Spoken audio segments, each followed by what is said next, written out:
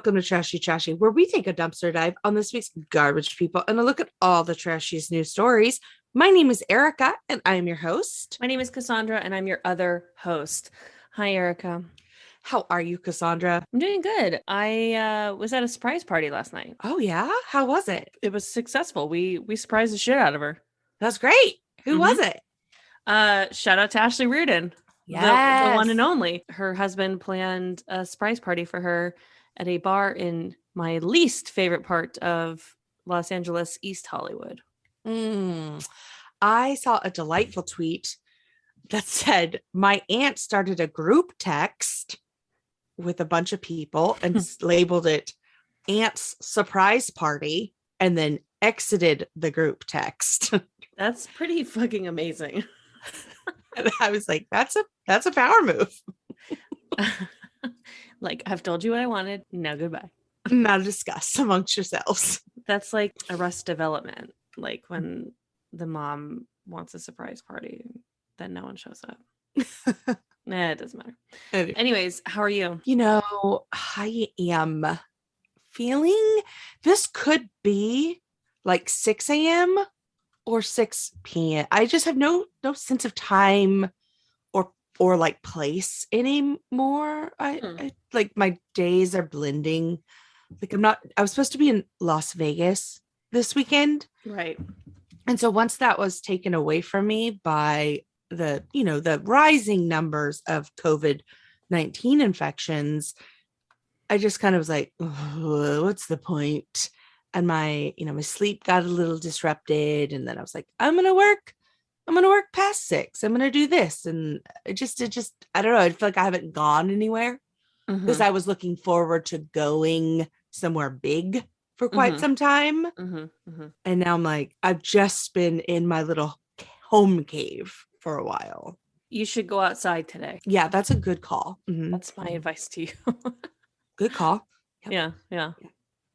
I did take a little field trip. We borrowed a friend's very nice cowboy hat for a comedy bit. And we did a funny thing where we left it in our car and it got warped by the heat. And so we had to find someone that can reshape very nice cowboy hats in LA. And guess what? There's like 2 and there's just not a neighborhood one. You got to drive to them. And so I had to go on a field trip this week and find one of these, cowboy hat steamers and shapers. And when I got there, it was quite a drive in traffic. And the gentleman, when I got there, it's only like a $25, $35 service.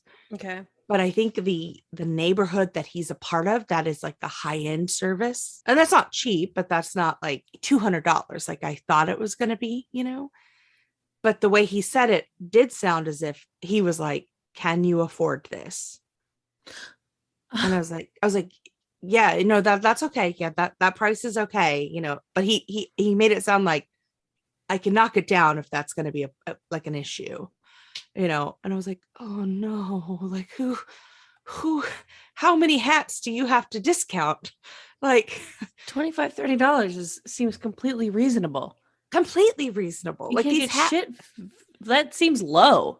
Yeah, but he made it sound like, listen, we could probably work out a deal, and I was like, no, I'll pay the high end of that number for the person that can't afford the low end of it. Like I have the 35 side of it, it was just like, did you tell the friend that you fucked up their hat?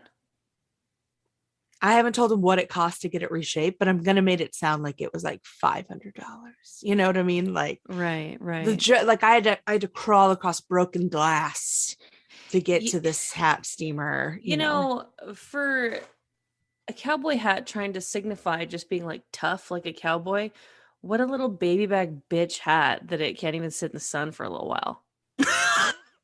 Right. I'm like, they were literally in the sun for like 18 hours a day on hats, and literally like you can fucking bash a diamond 100 times against surfaces and all kinds of shit before it starts to show wear and tear. But like this cowboy hat, it was too hot in the car.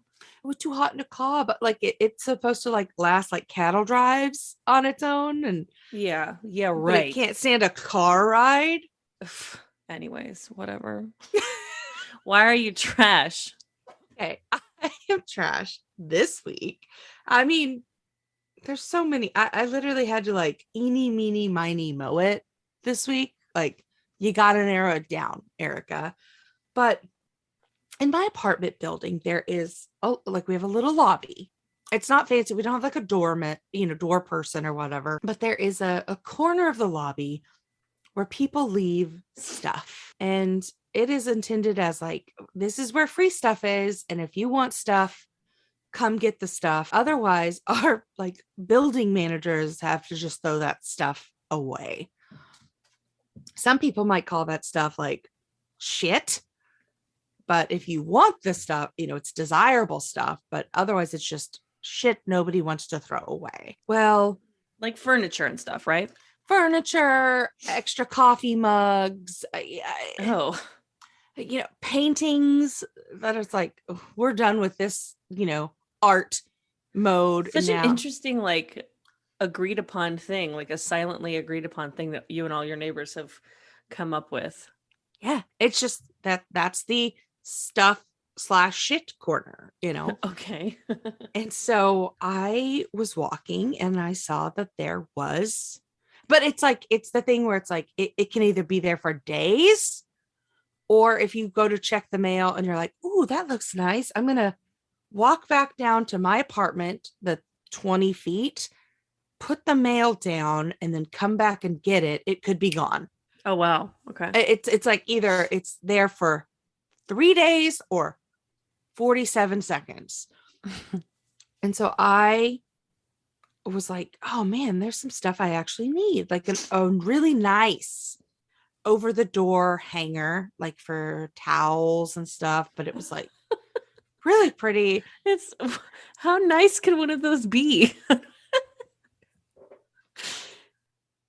To me, really, really beautiful over the door hook. Yeah, it only looks like it's going to make a little bit of noise when it bashes every time we open and close the door. Really stunning. Minimal damage to the top of the door frame. Only a little bit of paint on it. You can tell it was well taken care of. And a stepladder. Oh, a stepladder is useful. So that sounds like it didn't mean to be there. That sounds like you guys might have some building construction going on. So, well. Oh no. So I walked down and I grabbed me some of the stuff. I grabbed those 2 items and I walked back to the apartment. I'm like, look what I just got. Like I pillaged the stuff. I'm so excited. I finally took from the stuff pile instead of just contributing to the stuff pile. And then I walked back down there for something else, less than an hour later, and I realized somebody is moving out. Oh no. That day. And I don't know if they were 100%, had they left the stuff in the come get the stuff pile, because nobody ever leaves a note. There's no note. It's just an agreed upon, this is the stuff corner. Or if they were moving and this was a temporary holding space. Well, that's their fucking fault. If they're moving in, how could they have known? But if they're moving out, you don't put stuff in the stuff corner. Right? But I don't know. It's very like the question marks in the air. Is it the stuff corner or was it not? Did you return the stuff? No. No. Nobody came knocking and was like, hey, did somebody steal like my nice stepladder and my over the door hanger? But so I just yeah. Wow. They're putting together their new place and I'm like, our stunning door hanger. Someone must have call that moving company. No, Janet. Call them, Andrew.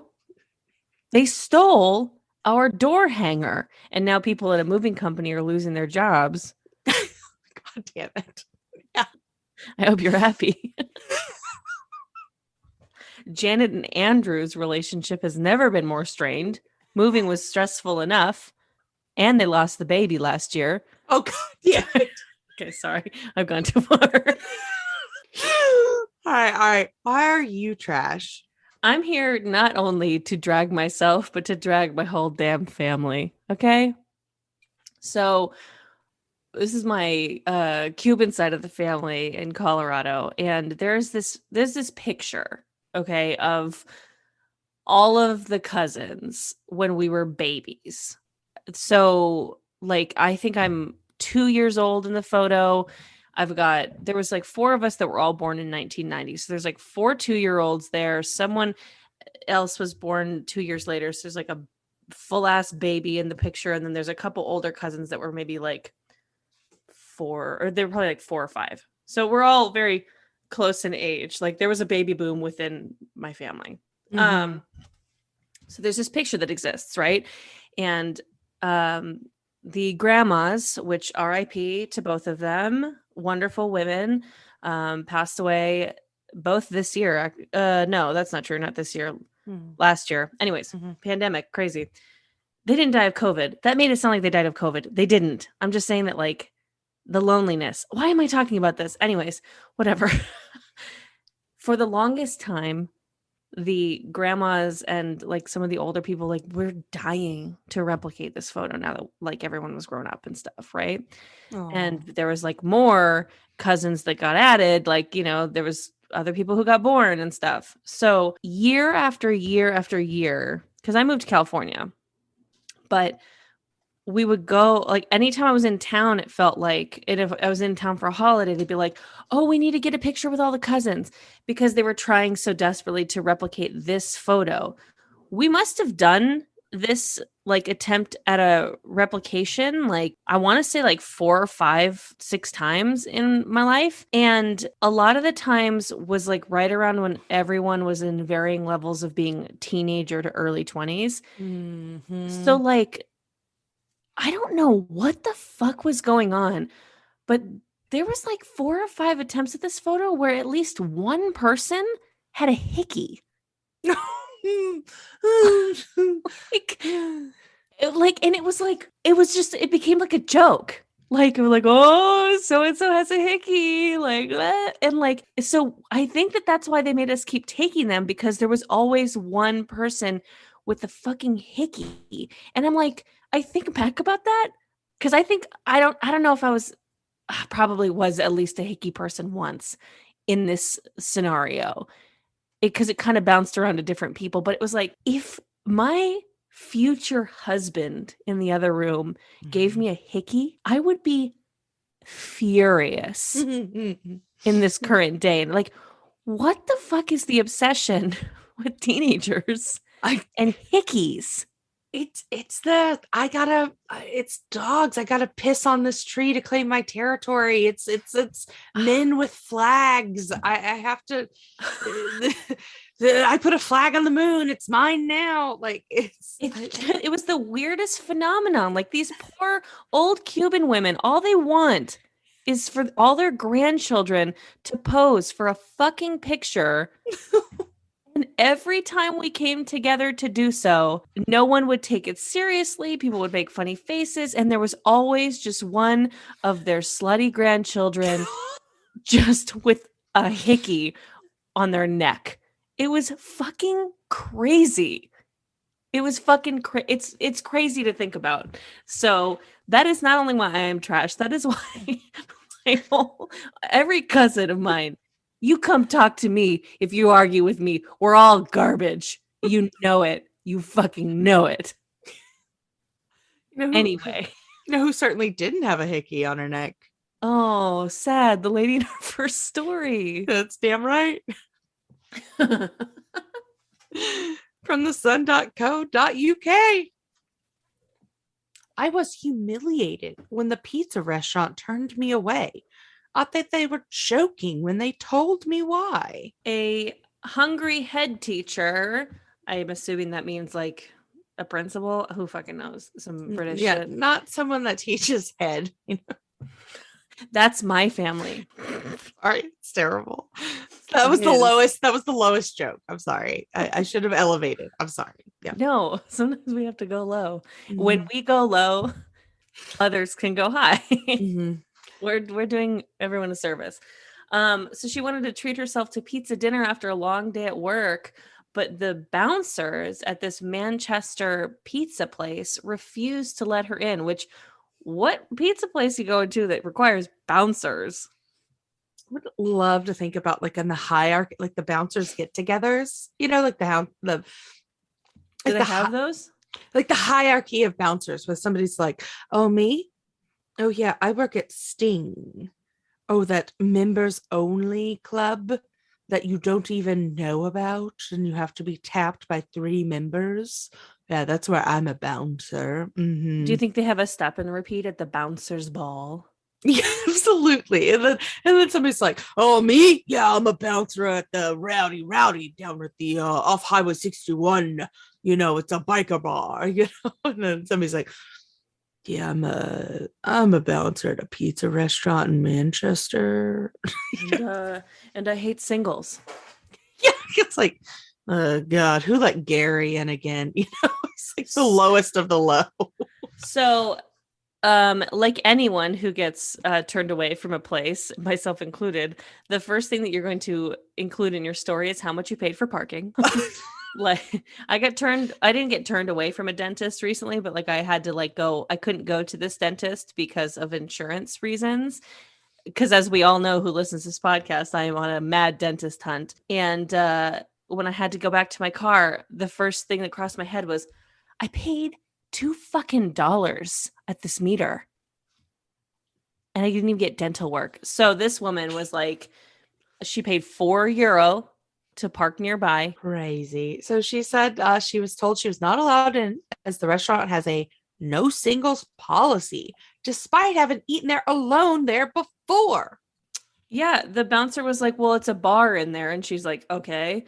And he was like, if I let you in, then I have to start letting single men in also. Okay. And yeah, that's how you get more, like, you drive the drinks up as you let the singles in, and because singles want to mingle and become groups. I don't know if he knows how the math works. Like, I think like the energy that this guy is giving off is, you girls wanted equality. Just like on the couch watching people's TikToks being like fat. Like that's his energy, I think. Yeah. So the bosses of the eatery told the outlet that they do not have such a policy and are looking into the allegation. She's pissed off though because they didn't apologize. I guess they just were like, "Oh, that's not our policy. We'll look into that." But they didn't apologize, which makes me think like maybe it is, because like I watched that Abercrombie and Fitch documentary recently, which was like very good. Mm-hmm. And that was kind of the same vibe. They're like, "Hey, you only hire attractive people." Oh, do we? We'll have to look into that. Yes. I don't think that's true. But it's like, what? You do? Were you an Abercrombie person ever?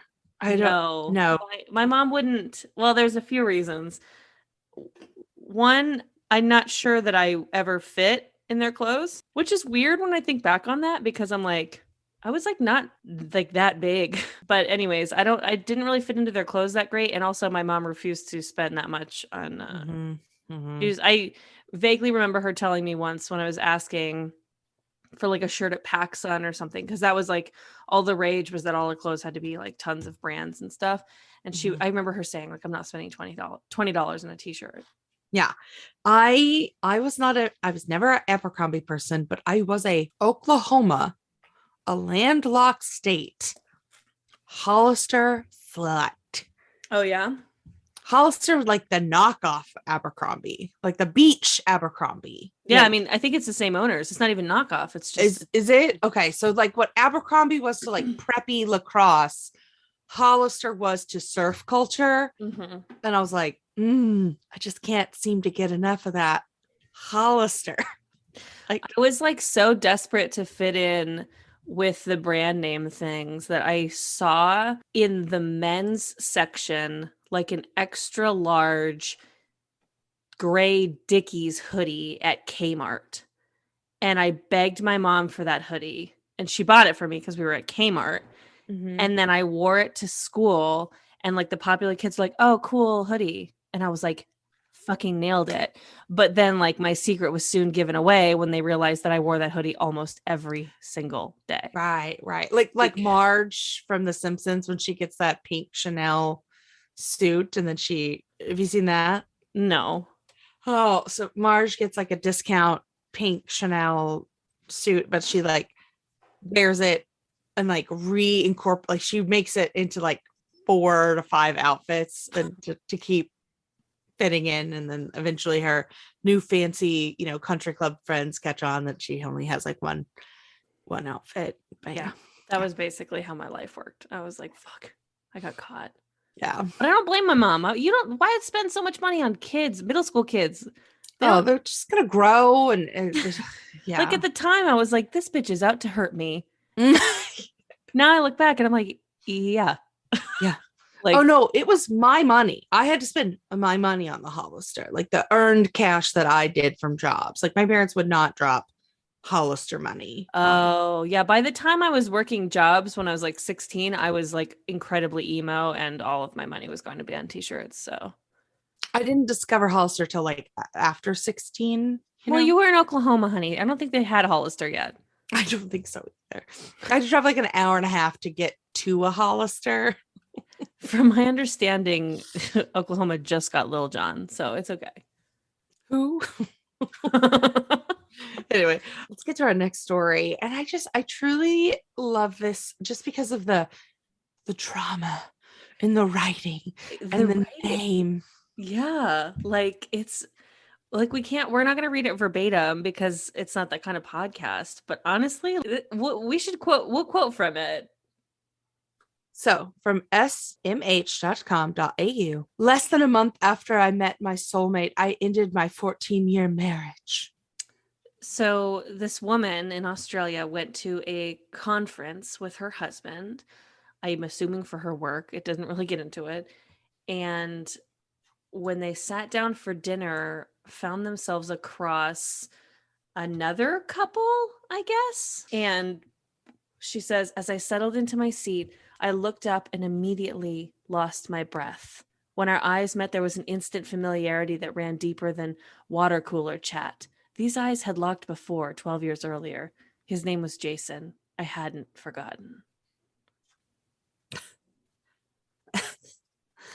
As the entrees were served, Jason offered me a sip of his wine to taste the robust old vine Shiraz.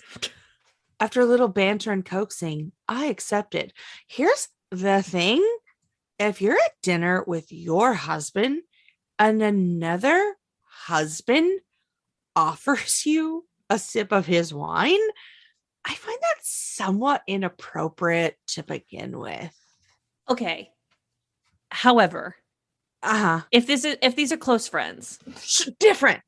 Yeah, okay, right? It's different, right? Because like I'm saying, like if like let's say you, me, and our respective partners went out to dinner, like if Winston got something that everyone wanted to try, and he was like cool with us trying it, like I don't think that's weird. No, strangers sitting down at like a conference, at a conference dinner, like, oh, you simply must try this Shiraz. Taste my mouth on this glass. Yeah, it's giving, So she says, over the course of the evening, my attraction to Jason developed. I soon became aware of his every breath, and I unconsciously mirrored his pace. Like, this is some deep ass writing. He displayed a level of familiarity normally reserved for close friends or lovers. So they moved on to another place with the conference. I guess they were just kind of kept watching each other from across the room, blah, blah, blah. I don't know where her husband is in this. Is he okay? We don't know. They went to a hotel. They went to a second location together alone. Really? They went to the hotel bar. Just the two of them. Jason and her alone. Yeah. Yeah. She said she stayed up later than she normally does. And that she said the goodbye was overt, open, and revealing of our mutual affection. We enjoyed a body-hugging embrace where I whispered into his ear, "This isn't over. I need to see you again." And he put his hands tightly on my waist and pulled me close. He said, Yes. This is so inappropriate. So I got as far as the article would let me. I mean, I guess I could have gone to the whole thing, but she like a month later was like, babe, ended her marriage. But I don't know that she ended up with him. I think she just was like, because that interaction happened, my 14-year-old marriage didn't matter. But she's like, you're getting into this. And she's got, she said, I certainly couldn't fathom how I'd resume my normal life, a full-time career in financial services, the care of 2 young children, household chores, social engagements, being a wife. Like, you have 2 kids, lady. But she said, I simply didn't care. I just met my soulmate. What could be possibly more important than that? Your 2 kids. Your 2 kids. Your 2 kids are more important than that. If you were in a 14-year childless marriage because you made that decision, fine. Do whatever you want.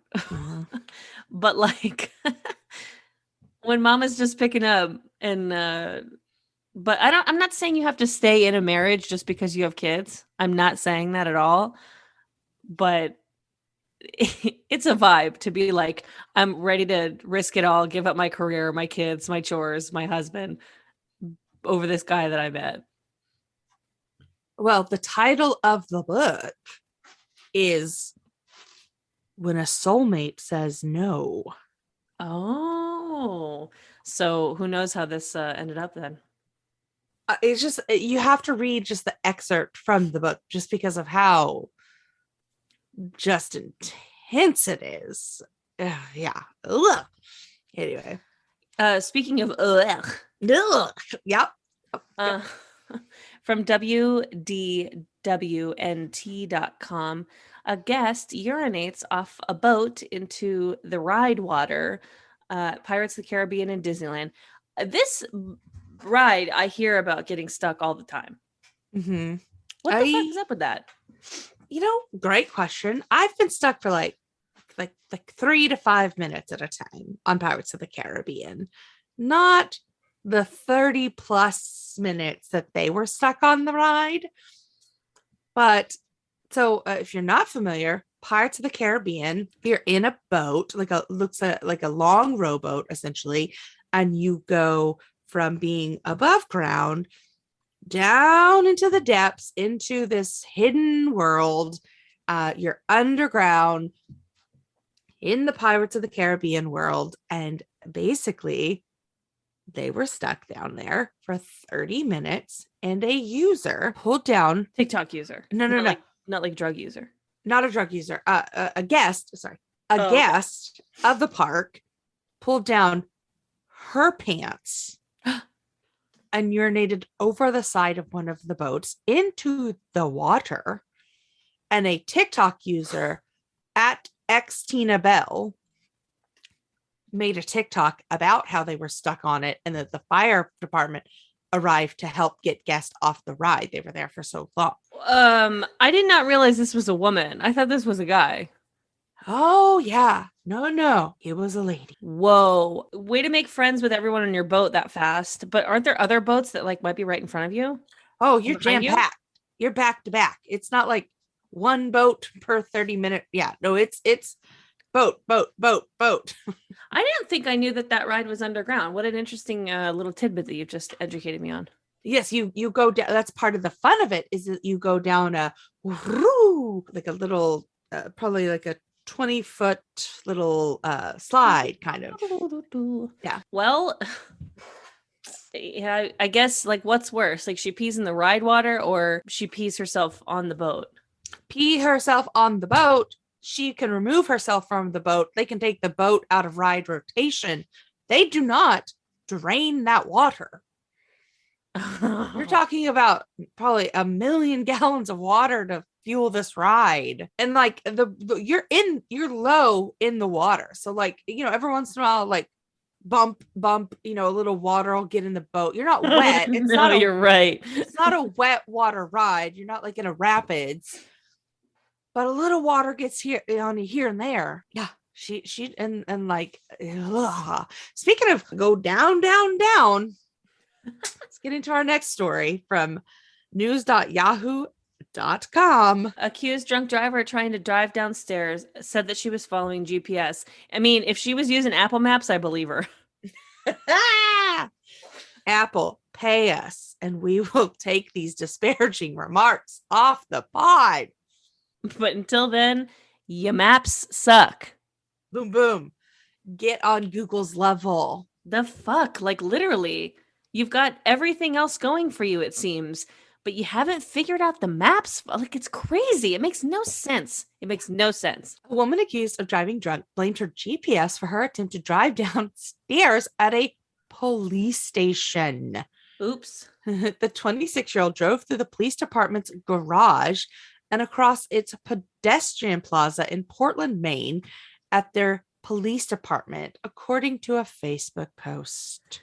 She tried to get her SUV down a flight of stairs to get to the street. She's told the officers who finally stopped her that she was following the instructions on her GPS. I don't think that she realized that it must have been in walk mode. She was not named, but she was issued a summons for an OUI, operating under influence.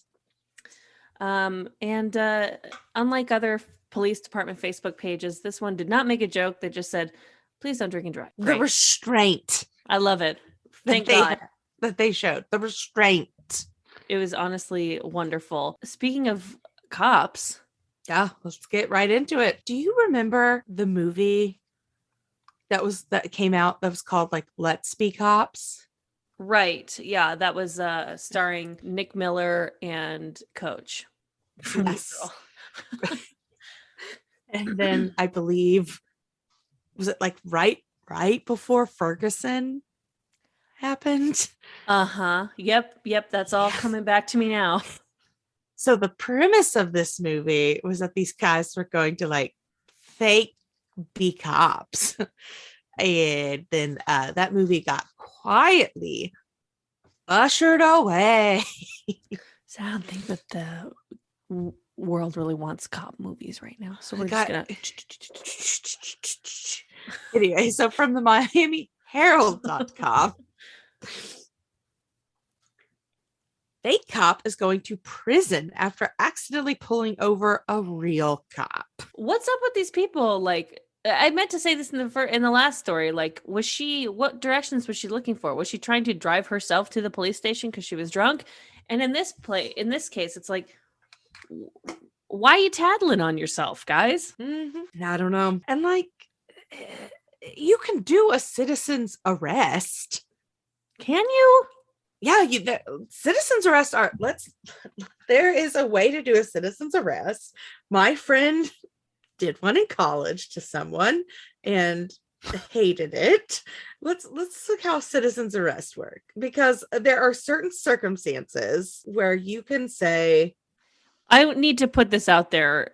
Right, Erica is looking on the internet for this information right now. Yeah. So take everything that she's about to say with the tiniest grain of salt, because I am not going to go down for people citing our podcast if they get in trouble for trying to attempt a citizen's arrest, which I feel like that meaning is shaky, but carry on. Only for the disclaimer out there. Only for the state of California. And this is California Penal Code 837. Allows for a private person to make a citizen's arrest of a perpetrator who commits a misdemeanor in a citizen's presence or commits a felony, and the citizen has a reasonable cause to believe the perpetrator committed it. So, for a few examples of the lawful citizen's arrest include Mark grabs a guy at a bar after he unsuccessfully throws a beer bottle at a patron or tells him he is arresting him for assault. Upon seeing a sex worker solicit services on the street, Lou calls 911, stops the sex worker, and informs her she is under arrest for solicitation. That's a bad example. Hey, man. You stop the guy who throws the bottle at the bar like a fucking dick, but don't bring sex workers into this. I know. I'm just reading the law. Also, these are very sexist, the way they're written. I don't care for the Mark saves everyone. Yeah. Yeah, it's like Lou calls 911 on her, and then while shopping in a department, Riley stops another woman after observing her put a blouse in her purse and tell her she is arrested for shoplifting. You have to inform the arrestee that they are under arrest, give the reason for the arrest, and express the authority for making the arrest. You know what happens if someone says, "You're under arrest. This is a citizen's arrest." I keep on walking. Okay. Goodbye. No, thank you. Anyways, should avoid the use of force. Consider the safety of the perpetrator and don't be a hero. So don't be a hero. You can also, if there a wrongful citizen's arrest can lead to 2 serious consequences. There are civil liability and or criminal liability. Both can be imposed if a citizen's arrest was a person arrested did not commit a crime. There was no reasonable cause for believing the arrested crime was committed, and the citizen used too much force in the arrest. Anyway. Okay, citizen's arrest sounds like the cigarettes of arrests. Like, yes, this is a thing that exists. Don't do it. It's bad. The risks are high. Yeah. So I'm putting out there to just cherry my disclaimer. Erica just read that off the internet. We do not think that you should do this. Clearly, it's a bad idea. Clearly, it's more trouble than it's worth, I'd say. You know, like, be a good person. You can stop someone if someone is in trouble, but like, you don't need to like be shouting citizen's arrest. So my friend did a citizen's arrest in college. If memory serves me correctly. So they witnessed someone doing something. They called the police, and the police said, well, you can put them under citizen's arrest. And so the police were like, well, you do it. They were like, we'll come, but you have to put them under citizen's arrest. So my friend was like, you're under citizen's arrest. And the person just said, okay, and sat there and like waited for so they had to like sit there together, kind of like in silence. And the person just sat there and waited with them. And it was like, I guess I'm under citizen's arrest. And I was like, it doesn't mean you were like, I would have been like, no, I'm good. Fuck off and run away. 100%. It's anyway. Like basically like you're under citizen arrest means, hey, I called the cops. Yeah. Bye. Yeah. Bye. Okay. That being said, we are also not saying to resist. No. I don't know what we're fucking saying. I don't like citizens arrest. We're not law. We are not law. We have no good advice. You remember the Hickey story I told? We don't have good advice here. We don't believe in Sharia law. We don't believe in trash law. Okay. We're not lawyers. What's Sharia law? Like religious law. Oh yeah, I don't believe in it. Okay, yeah. So look, the story is that some clown who had put on fucking lights on his stupid ass car to pull people over for probably no good reason, to rob them, to rape them, whatever people do that for. I don't know what people do that for. And so oopsies, you pulled your stupid prank on a real life cop. And so the cop pulled over. It was like 3:16 a.m., which I'm like, what was that cop doing out there, you know, in his own car? But then he eventually like he got pulled over. Then the guy didn't get out of his car. And then he just like drove away. And the cop was like, I'm going to follow that. The off-duty sheriff initially yielded, but became suspicious when the man did not exit his vehicle. This guy's blood alcohol level ended up being 0.10. That's 2 over the legal limit. You know what? We've got something wonderful coming up next. We have something from one of our favorite Reddit posts. Am I the asshole? Oh boy. All right. So from yahoo.com, reading from a Reddit Am I the Asshole thread. This mom refused to attend a gender reveal party for her daughter's lizard. And here's why people are saying she's in the wrong. Okay, so she basically said, she's a 48-year-old mother of a 23-year-old daughter who has a blue-tongued skink, which I guess is a lizard. And this 23-year-old jokingly refers, I keep wanting to emphasize her age. 23-year-old, you know, she's like, oh, this lizard is my daughter. And the woman is like, I've always found it weird because she says it's the closest thing that she'll have to a child. and she feels a strong emotional bond, and she has decided to remain child-free for multiple reasons, and I have been very supportive of this decision. Not to be like crazy, but like when I was 23, I was swearing that I was never gonna have kids also. Mm-hmm. And now I want a baby really bad. So just want to put that out there, that like be supportive. That's the right thing to do. But also like, I don't think you need to argue with a 23-year-old yet about if they're going to have kids. Yeah. No, nope. Yeah. So anyway, so her daughter invited her to this gender reveal party. She explained it was just a small get together with cake and food for her friends she hasn't seen in a while, with the gender reveal mostly being a joke, and for her to make fun of gender reveal parties. And so then the mother was like, I didn't see the point. It's just a lizard and I'm a busy person. And she called me later and expressed that she was sad that I didn't come, but she understood I was busy. But then I told her, like, you can't actually expect me to come to a gender reveal for a lizard. She said that it wasn't a gender reveal, it was more of a joke, and that it was really just a small gathering to catch up with everyone. I told her if that was the case, she should have just called it a gathering, because I'm not coming to a gender reveal unless it's for a real granddaughter. So you started off by saying you're supportive that your daughter wants to remain child-free. And then you threw that thing down, flipped it, and reversed it and said, I'm not going to come to a fucking gender reveal party unless you have a real kid. Mm-hmm. Even though the gender reveal thing was just a joke and it was really just a party to see her friends. Yeah. So basically, her daughter hung up and later got a call from her daughter's best friend saying that she was the asshole for what she had said. Then OP asked, I don't think I'm the asshole for not wanting to go to a party for a lizard. Yeah, so everyone is commenting, being like, you are the asshole. Like, she said that it wasn't, like, she obviously just wanted to see you. She didn't care about the gender reveal thing. And also, like, quick with the kid thing, because then she admits, I don't agree with my daughter for being child free, but I've been supported and only shown mild frustration. Your daughter's 23 fucking years old. We're not fucking like serfs, like with a life expectancy of 31. We don't have to have a kid at 23.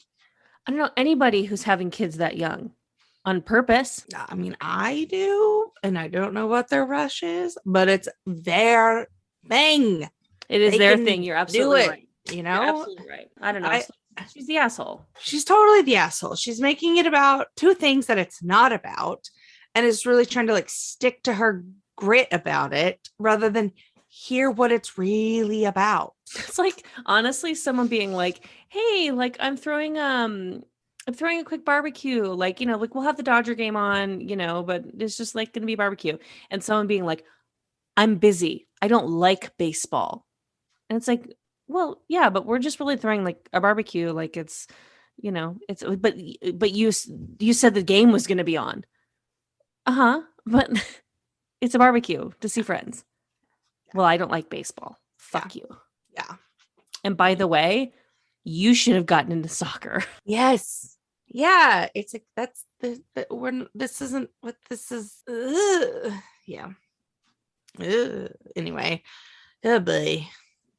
Yeah. Hey, Cassandra, have you ever done one of those, pedal pubs where you get on one of those carts that you pedal it around and gone, like a bike bar thing, like a bike bar. Yeah. Yeah. I've never done one. I've seen them like around Denver, and I'm like, I wonder if that's fun or if it's actually like not fun.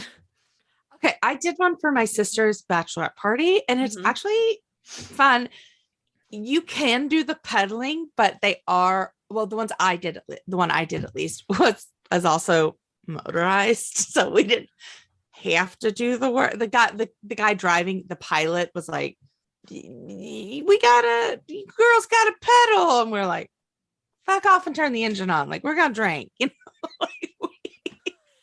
Like we're here for a bachelor party, we're not here to work out, you know. Yeah, I think that was my issue with it, is like I've heard other people talk about it and been like, yeah, it was hard, like we were tired, but like I don't know that they knew that there was an engine option. That's Ours, like a placebo effect. yeah, ours had like a somehow there was a flip that you could switch, and it was like, shut up, cabbie, get it going. So anyway, our next story comes to us from yahoo.com. And the pilot of one of these pedal pubs in Atlanta tipped over, and he was charged with a DUI after injuring 15 people. I mean, fucking crazy. Like, because these things are pretty big. Like, they're about the size of like a small bus, I want to say. Like, if you have never seen one, it's, it's like a big bus size, like rectangle with people like all around it pedaling the bar. Yeah. It's kind of nuts. So like, but that guy shouldn't be driving. No, and they shouldn't be drinking. Sorry, we should all get to drink as the patrons. Yeah, I think they have multiple types. Like the type we had was able to be motorized. There are some that are you have to do the pedaling. But yeah, essentially the vehicle was they tipped over while making a turn. That's scary. Yeah. 2 riders suffered critical injuries and 3 were evaluated for serious injuries. The rest were just minor injuries. Oh. Time to sue. Cha-ching. Yep. I've always said like my retirement plan is to be hit by Steven Spielberg, like I've never heard you say that, but I believe you. I mean, like I have like a 401k, but I don't contribute heavily to it because it's like, what are we, fucking Rockefellers? What are we, Rockefellers? Like, I'm going to hit by Steven Spielberg. I'm going to star in Avatar 3, and they're going to call it Erica Curry's Big Old Fat Avatar World. like the Na'vi are like the skinny tall ones, and then they're going to like make one that's like mocap to me. I don't know if you realize this, but Steven Spielberg did not do Avatar. Which one is he? Wait. Steven Spielberg did like Jaws and Indiana Jones and all that kind of stuff. You're thinking of James Cameron. James Cameron. All right. Well, but I like that you'll milk Steven Spielberg for so much that you can have enough money to pay James Cameron to make all of his avatars fat, like you said. We're gonna do the spin-off planet that's just like the fat redneck ones, I mean, like that must have been a pretty like intense car accident to get that much money, or you have really great lawyers. But yeah, either way, I love that, and I also love the idea of fat redneck Na'vi people. Well, it's like his his mistress is in the car. His like it's like a whole thing. I got a whole story about why he accidentally hits me. I'm not hurt too bad, but he wants this story to go away. Because you see the mistress. I see the mistress. Maybe she's I don't know how old she is. I don't know what's going on. But again, you're gonna be in hot water because you're gonna be like, you're gonna make the Avatar fat now, and Steven Spielberg's gonna be like, oh, she doesn't know who I am.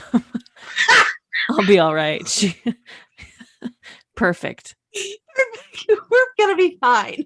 Put the phones down with the lawyer. She has no idea who I am. I would not know what like most directors look like. It's true. I know like what like 4 directors look like. Now, if you said you bring back the Grinch, but he's fatter, he'd be like, "Oh shit! Oh shit! I'm gonna have to settle this out of court."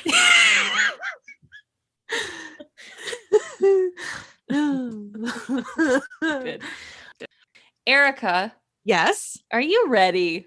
Oh, I am beyond ready. Okay, it's time for the dumpster fire of the week. Oh my God. You sent me this story in a text message because you're so excited about it. And oh my God. Yeah, I mean, what a fucking thrill ride. I have been following this since last Saturday. Okay, so to sum it up, what's happening is there is a escaped inmate and a corrections officer on the run. And so Vicky White and Casey White, not related. Yeah, just the same last name, but not related. Vicky 56, Casey 38. They always have to preface it. They escaped from an Alabama corrections facility last week. They've been on the run for essentially 7 days now. By the time you hear this, 9 days, if they're not caught. But it seems that they've had a relationship for almost 2 years. So Casey is serving a 75-year sentence for a number of violent crimes, and he's also been charged with capital murder and a stabbing death of a 58-year-old woman. But don't worry, Vicky, you're only 56. Vicky, you got 2 good years. Get that dick while you can, girl. This guy is 6'9". Yes. So here's the thing. I'm not advocating for being a correctional officer, falling in love, helping someone escape and then go on the run with them. But if you are, just hypotheticals, escape with someone that's like 6 foot, 5'10", someone that can blend into society. If that's your problem, I would think like try to like center yourself on someone there for like some white collar crimes rather than stabbing a woman almost the same age as you. I'm going to look up what the tallest society in the world is. Okay. So I'm interested to hear this. So the Netherlands are typically considered, the Dutch are considered the tallest with an average height of 5'7", and the Dutchmen are the average of 5'11". Okay. So what I'm saying is, so all right. So anyway, so basically what happened is, when as a corrections officer, you're always supposed to be 2 officers per inmate. When you're moving them to when like you're court. moving them. Yes. Yeah. So Vicky said that Casey here had a mental health appointment 3 minutes away at a courthouse, and no one, because of Vicky's status, her rank as a what was her rank at the time? She was like a head corrections officer, like a head corrections officer. Yeah, anyone that she spoke to, she would have been their boss. Yes. So she said, "Oh, he has an appointment 3 minutes away at the courthouse." So they got in a vehicle together. Yeah, like, I'm just going to take him. Everyone else is busy. I have a gun on me. We're good. We're good. No such appointment existed. This was like, oh, he's got a 9:15 appointment. I'm going to take him. No big deal. At 11, the courthouse is like, we've never heard it. Like, there was no appointment on the books. No one's heard from them. They're on the run. Everyone was like, oh no, she was kidnapped by him. And I was like, something in the milk ain't clean. When I heard this story, I was like, no. Because also, the day that she did this was supposed to be the day she retired. Like, she decided that she was going to retire, got all of that paperwork settled, not completely settled because I guess that there was still some stuff that needed to go through, but this was her technical retirement day. So now she's technically been fired. She's not going to have access to her retirement pension, I think is why they keep emphasizing that. And 5 weeks prior to this, she sold her fucking house for like way less than it was worth. Yeah, it was worth approximately like $215,000, and she sold it for $95,000. Yeah, like probably $95,000 cash. Just sold it. And her mom, who I guess lived nearby, was like, apparently didn't think that was weird. Like, no one thought that these things that she was doing was weird. Like, houses are going for like hundreds of thousands of dollars over their value cash right now. And she's like, I'm gonna sell it for half its value cash. Like, I don't know what it's like. I don't know what the housing market's like in Alabama, but like, I would just go ahead and say, no matter where you are, if you get a house for too good of a deal, you need to question what's wrong with the house or what's wrong with the seller. Yes. So Vicky is a 5'5" blonde woman. The vehicle that a vehicle was spotted at a local mall 2 hours after the alleged appointment on the day that they escaped. So they probably were buying new clothes. Who knows?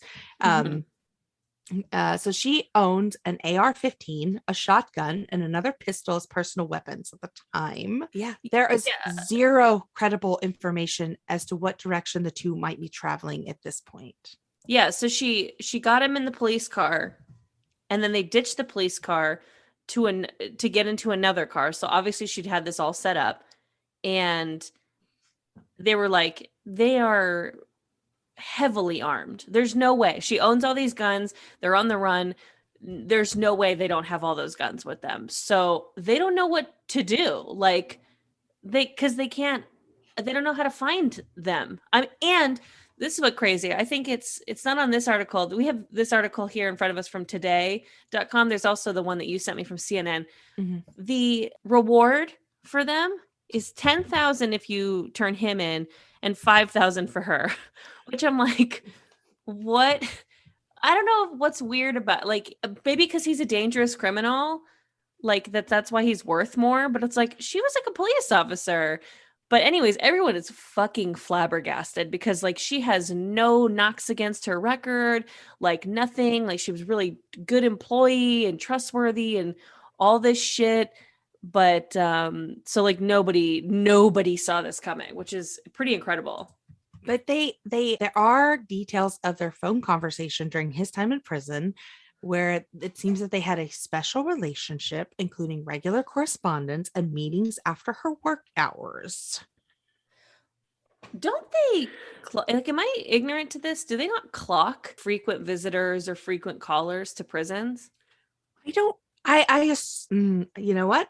Assuming does? Ask out of you and me, but I assumed so, but also I don't know if this just like such an overworked system. And also if everyone just said, that's Vicky putting in the work, look at her dedication, I just don't know, Right. But like, so he was at her prison and then he got transferred to another one for like a year. And then he came back to hers. And then that's when they ended up escaping. So like, she was not just coming in on her off hours. She was calling and corresponding with him at another prison. Yeah. Yeah. That's why I'm like, wouldn't this raise a red flag of someone being like, oh, like inmate number, 722, like all of his phone calls come from this one woman. Let's just check on this woman really fast because this seems like due diligence if you're trying to like figure out some accomplices or whatever the fuck. And then you're like, oh, that woman is a guard at his last prison? Right. But yeah, maybe it's just an overworked system it's safe to say that the prison system doesn't fucking work. So I don't know. You're right. It is an asset of you and me for thinking this kind of thing would have been flagged. It's only after the fact that they're like, oh, him and this woman are gone. Well, let's see who he's been talking to. Oh, fuck. It was her. Right? Shit. Oops. I've seen photos of them being like, well, she could have dyed her hair. Here's what she would look like with dark hair. And I have not seen photos of him with like bleach hair. I want to see like that photo. Him with would just probably look kind of like Robert Pattinson in that one movie. Yes, I know what you're talking about with the baggy clothes and yeah. What movie is that? I don't know. It's just a meme. God damn it! I know what you're talking about. It's oh my god, it's gonna bother me if I don't figure it out. Hold on, I'm finding it on internet. But these two need to. I'm just Good saying. Time. Good Time. Yeah. Robert Pattinson in Good Time is how I imagine this guy with bleach hair would look. He's not. I mean, look, he's an awful murderer, but like. In the sense of like how murderers and jail people could look, like he's not the worst looking guy in the jail pageant hot scale. Yeah. Like from 1 to 10 on the jail pageant hot scale, I would say he's like a solid 7. Yeah, in murder perspective. Yeah. Yes. Look, whatever. People who are obsessed with true crime fucking talk about this shit all the time. Why can't I? Oh, I know. The Ted Bundy was hot, and I'm like, ugh. I know, like, okay, girl. It's the people that are like, the Lauderdale County District Attorney Chris Conley said, Vicky White, I would trust with my life. She's that kind of solid person. And it's like, Chris, maybe you need to look inside. Yeah, they're only making themselves look bad at this point. Like, because they've all but thrown out the theory that she's been kidnapped. Like, now they're like, oh, they had a relationship. So it's like, at this point, like, I don't know what makes you look better. The fact that you got completely duped and now you can't find them, or that like, just like leaving that part out and be like, we're looking. I don't know. I don't know what looks worse. It's like you can't go north. Like you're not gonna make, like, I don't know what you think you're gonna make it to Canada with. Like Canada's not the like I They think won't take you. They don't give a fuck. the I think your option would be to get to the Gulf and get to like Mexico or Cuba from Alabama. Like those would be your better options. I would think Mexico. No, I mean Cuba. Right. Like that involves different types of transport. Yes, but like Cuba has does Cuba have an extradition policy with the US? I don't think so. I'm not sure. It's best that we don't even comment on it because we don't know law. We we're not, we don't need to give anyone any ideas. You're right. We should probably not say it now, but I just like they should. I just don't know what you think you're gonna do with $95,000. Like, is that more money I can think of? Of course. Is that a lifestyle grant? Is that that's a drop in the bucket for what it's going to cost you to get passports, a life. But if anyone's going to know how to do it, wouldn't it be some sort of correctional officer who like knows someone who knows someone and got all that passport and all that kind of shit taken care? I mean, they could be in fucking South America by now, and they probably flew commercial to get there, because you just leave Alabama and just go to like one of the 16 airports in Texas or something. But you just said know someone that knows someone that knows someone. That's 3 someones. How much money do we have to give every single one of those someones to keep the mouth shut? You know what I mean? Like, but if you're knowing someone who knows someone, this is what they do. Yeah, I don't know. I mean, this is a chain of criminals. Who are we? What are you hoarding? We have to stop. We're going to give people advice that we don't mean to. I'm not going down for this. What are you hoarding? We can speculate later on the Patreon we were talking about. Yes, of course. What am I hoarding?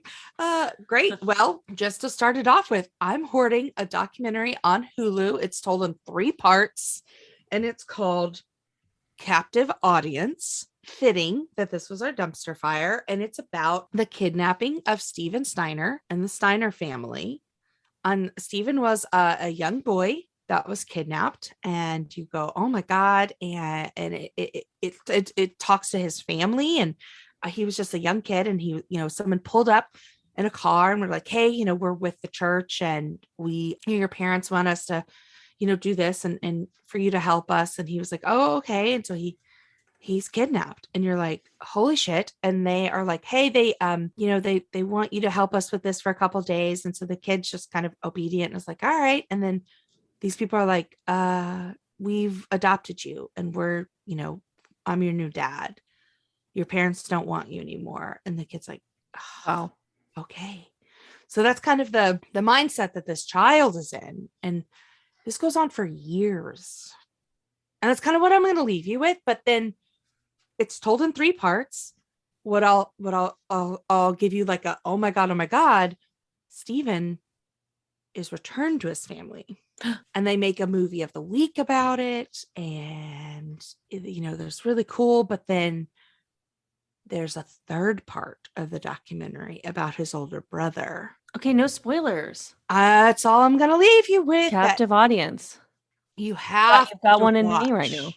It's so good. And now I had heard about his older brother, had no idea about the first part. Okay. It's great. Captive Audience on Hulu, told in 3 parts. Very good. Speaking of those true crime documentaries, I think that The Way Down, that one on HBO with like the religious lady with the huge hair, Gwen Shamblin. Yes. I think that they came out with the part 2 now. I haven't seen it yet, but I'm going to watch it right away. Mom, you liked this one. You should watch the part 2 of The Way Down. I watched it. It's very good. Yeah. Okay, cool. Mm-hmm. Yeah. What are you hoarding? Imagine this is the only way I talk to my mom. I'm hoarding Siete tortillas. They are gluten-free, dairy-free, grain-free, blah, blah, blah, blah, blah, blah, like healthy, whatever, almond flour tortillas. These shits are fucking good. Oh my God. I'm like addicted to them. Yes. I just Googled what they look like. Yes. I like Siete tortillas. Mm-hmm. So yummy. Like I buy them at Costco because, like they're like really expensive.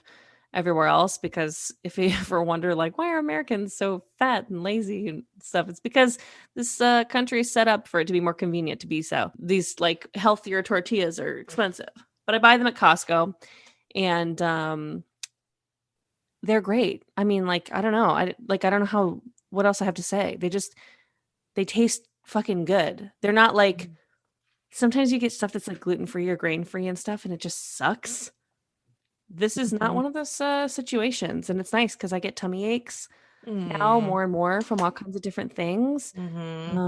So yeah, it's great. Siete tortillas, highly recommend. Love it. Love it. What are you throwing out?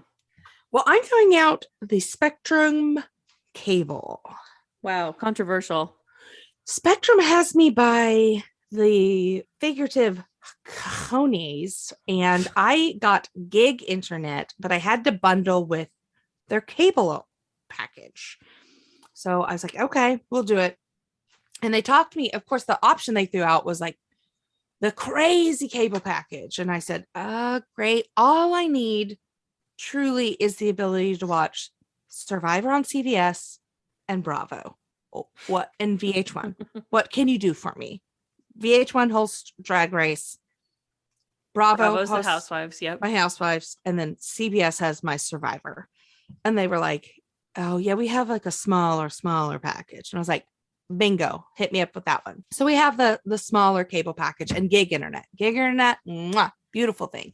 The cable, I would say it works 1 in 5 times. Jeez. And it gives us this like error message, and it's just very frustrating. And so I called to cancel the cable portion. And the person on the phone I spoke to, lovely. And their job is to keep me a customer. I don't want to cancel the internet. I just want to cancel the cable portion. And they were like, I get a message sometimes, and I just have to go back and wiggle the cable and do that. And I was like, it's not user error. It's your fucking system. I was like, we know how to wiggle it's plugged in. It's your system. Just like sometimes the cable doesn't work. If the internet's not working, I'm like, the internet's working fine. It's the cable. Like, we want to cancel the cable. And like, she's like, well, we can't really let you cancel the cable unless we send a technician to check it first. And I'm like, great. Is that a free option? And she's like, let me see if I can get my supervisor to waive the fee. And I'm like, you're going to charge me to have me cancel just let me cancel and I know that like their job is to keep me a customer and to make it difficult for me to cancel. And I just was like, this is what I want. And so I was like, okay, we'll try it. And then she was like, here's how you reset the internet. She's like, so you go over to it. And I just continue to sit on the couch, and I go, okay. And she walks me through like the 1.5-minute process of like resetting the router. She's like, are they blinking? Again, I have not left the couch. And I go, I unplugged it. How long should I leave it out? Okay, 30 seconds. Great. We'll sit there together. Like I go through the ghost motions with her. I wonder how many people do that to them. I know. I was like, can she see? Does she have access on the other line to see that I have not unplugged it? But I don't know like what Winston's downloading or uploading for his job. I was like, I'm not going to unplug the internet at this moment. It was just like, okay, I'm doing what you say.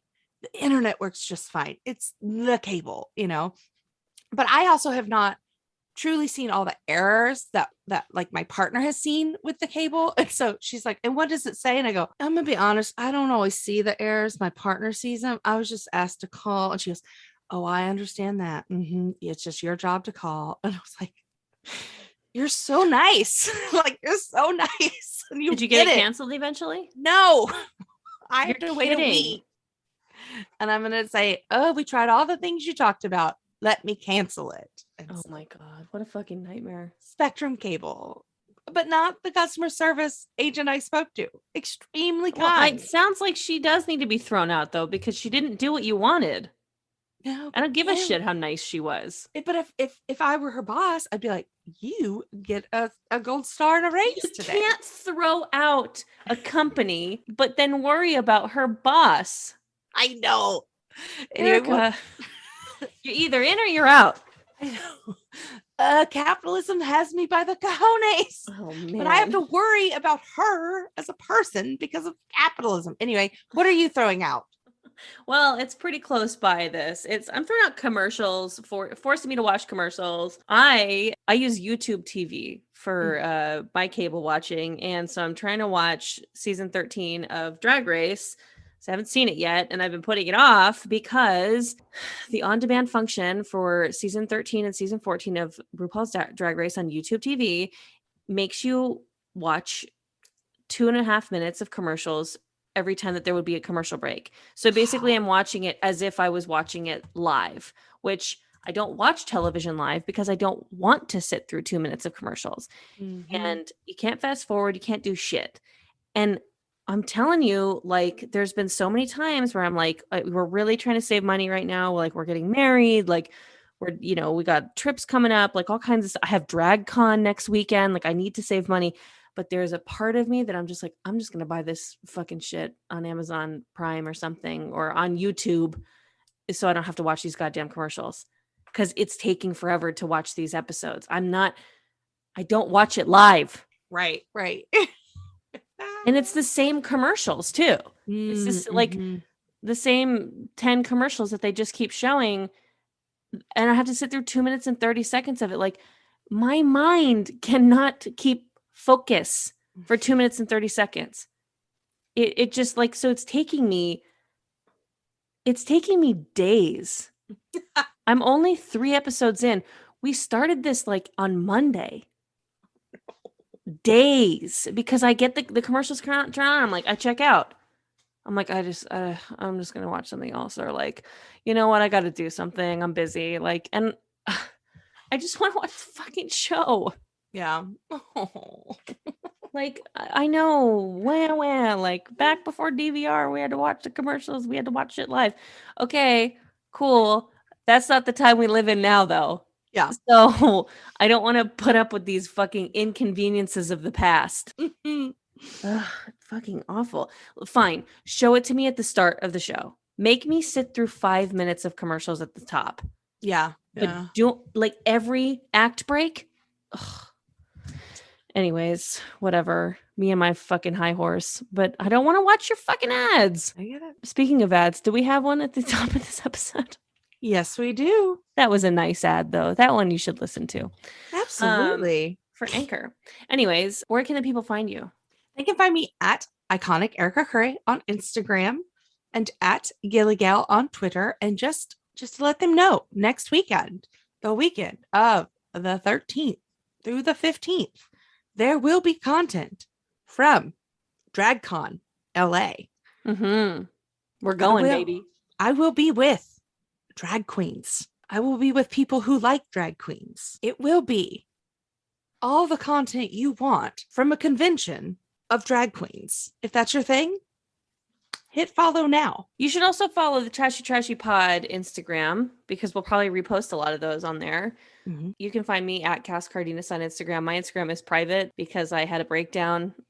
So if you request to follow me, please send me a message. Let me know that you're a listener. I'm going to ignore it. And you can find me on the Nooner Podcast on the Smodcast Network. I just want to give like a quick disclaimer about, privacy and, your socials and things like that. If you track your health data on any apps, I would just recommend you to probably delete that, because you do not own that data and you do not know where it is shared. So if you track your health data on something like Flow or any other place on through an app, any personal health data, it can be shared and it can be possibly used against you in the future, depending on how our country is turning in the United States. So again, you do not own that data once you've chosen to share it with them, regardless of if you turn off, ask app not to track you and iPhones and things like that. That data is their data. It might not say your name this, but it is aggregated data that can be shared. And I would recommend that you ask for your data to be deleted and delete those apps and turn that shit off. So quick disclaimer. So you're telling everyone to delete their Instagrams? Not, to delete your Instagram, but maybe we don't tag where we are location wise and things like that as frequently. Yeah. Wow, we really do live in a nightmare. Okay. Yep. Cool. But you can follow us at Trashy Trashy Pod on Instagram and TikTok and Twitter at Trashy Trashy Pod, or follow us or find us at trashytrashypodcast.com or email us at trashytrashypodcast@gmail.com and tell us why you're trash. Submit a story that you would like us to cover on the podcast and let us know again why you're trash or why you think that we are absolutely wrong about something, and we will listen. So we appreciate any disagreement or dissent. So be nice though. We're just people. Be nice. Hey, Cass. What's going on, girl? Say garbage. You stay garbage, girl. I will. Bye-bye. Bye.